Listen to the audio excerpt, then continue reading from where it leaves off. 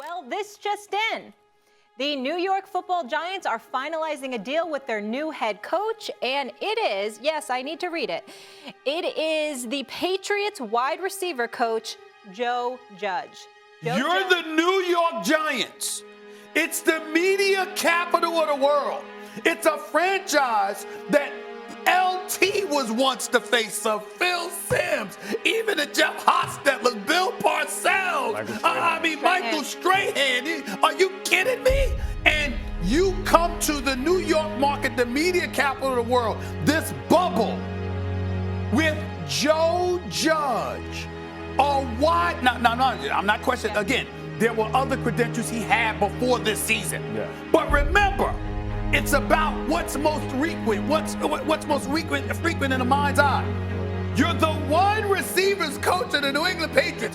What have we been saying all year? They don't have any. They don't have any. Okay, so that is the position that you're coming from. Joe Judge just got hired by the New York Giants. I think the Giants panicked. I think Dave Gettleman panicked. This is a bad move to me. I don't know much about Joe Judge. I made 2 calls this morning and a text. All I know is this, is that New York City is rich and powerful. It's the #1 media market, and it creates panic, overspending, overreaching, and insanity. And this guy is an assistant. He is not ready, in my opinion, to be a head coach of the New York Giants. When I look at people, I always ask the question, I say, man, tell me what Nike stands for. They said, oh, Inc., that's easy, just do it. I said, tell me what Adidas stands for. Oh, Inc., that's easy, man, impossible is nothing. I said, now tell me what you stand for. When people look at you, do they think excuses? When people look at you, do they think victory? When people look at you, do they think that's a person that's going to give me everything they got, not on some days, but on every day, and it's not going to be predicated upon if I feel like it, because I think we all know if we only worked on the days when we felt like it, none of us would get much accomplished.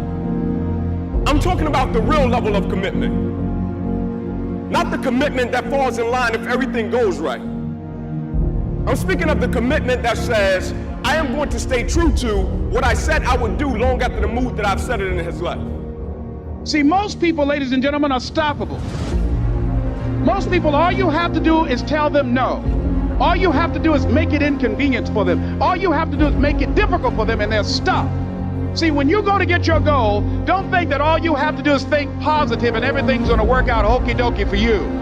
When you go to get your goal, you are sending a telegram to Murphy's Law to visit you personally. You thought you was just going to have a dream and a goal, and you were just going to wake up and just walk into the sunset. You're like, dream, boom. It don't work like that. You have a dream, and then life punks you. Life punks you and say, do you really want this? There's a question out there I'm sure a lot of people are asking. That's number one, who am I? Well, maybe I can explain that a little bit better, but instead of saying who am I, by telling you what's relevant in this conversation with being a coach of the New York Giants, what I'm about. And what I'm about is an old school physical mentality, okay? We're gonna put a product on the field that the people of this city and region will be proud of, because this team will represent this area. We will play fast, we'll play downhill, we'll play aggressive. We'll punch you in the nose for 60 minutes, we'll play every play like it has a history and a life of its own with a relentless competitive attitude. We'll play fundamentally sound. We will not beat ourselves. That is our mission right here. I mentioned earlier, I want this team to reflect this area. I want the people that pay their hard-earned money in the neighborhoods of New York, North Jersey, South Jersey to come to our games and know that the players on the field play with the same attitude they wake up with every morning. That is blue collar, it's hard work, it's in your face. We're not gonna back down from anybody. We're gonna come to work every day and grind it out the way they do in their jobs every day. And they can invest their money in our program knowing it's worthwhile. They put a Giants uniform on, they put a Giants hat or jersey on, that it's not representing just the 53 on the field, but it's representing their neighborhoods, their communities, and their families with the values they have instilled in their children.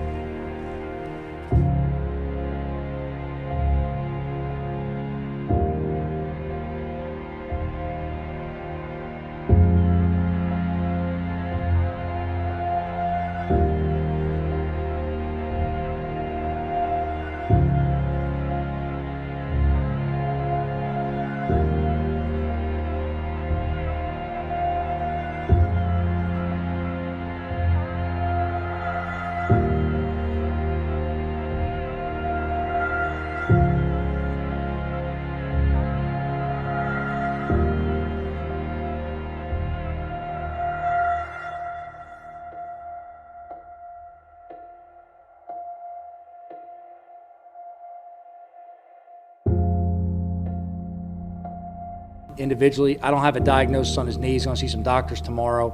We'll wait and see what that is. Obviously, we're all praying for the best. I would just say this, regardless of whatever the outcome's going to be and what the doctors say tomorrow, I wouldn't fall asleep on 26. It's going to be a hell of a story either way. But here's the reality of the situation. You call him a franchise player. But you're missing a key point here, Max. They're not really a franchise. Nobody cares about the Giants. They weren't going anywhere anyway. We know this. You weren't going to win anyway, Max. I'm sorry to rub it in. You weren't going to win anyway. That's not true. Excuse me. Hope for high. Yeah, we didn't know what Danny Dimes was going to do. Outside of First Take, where were the hopes high for the New York Giants? Where? Where's the evidence? New Yorkers Where's the at evidence? home.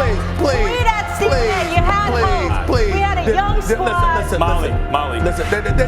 Stop it. You know better. So that's number one.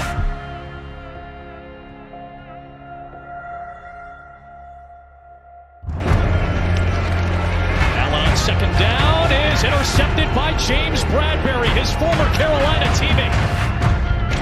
Looking for Slayton, and it is caught for a touchdown. What a beautiful throw by Daniel Jones. Washington has struggled all year on third down. Been good in this half. Allen under pressure, lost the football. Still loose on the deck, and it's scooped up by the Giants. Tay Crowder all the way for the lead. Touchdown, New York. He's playing football. He's playing football. I love it. Jones on the keep. And Daniel Jones showing his legs, showing his speed, and Jones into the end zone for the touchdown. 34 yards for Daniel Jones. 4th and 1. Here's Gallman going up top and in for the touchdown. A good inside runner, but he's got a little bit of hop as well as he soars for 6.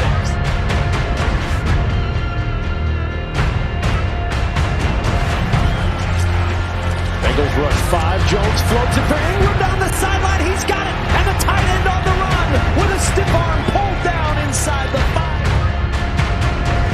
Looks over the middle, throws the pass, tipped again, and nearly intercepted. Was it off the deflection? The Giants say it was, and it is picked off.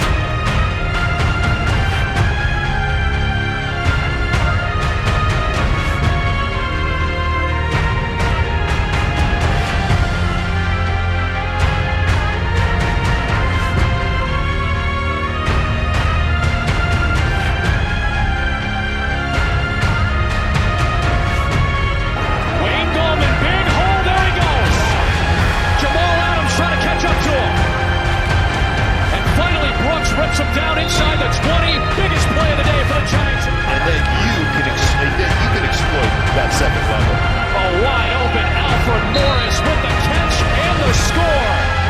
Another Wilson gonna buy time. He's done this so much in his career. He's gonna launch it up there. Metcalf is down there. Tipped alive and incomplete. Giants take over with 37 seconds remaining.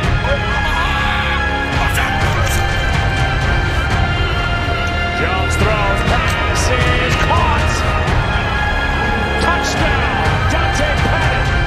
To get into the end zone here to take their first lead of the day. Dalton in trouble back there, throws it up for grabs, and it's picked. Intercepted by McKinney.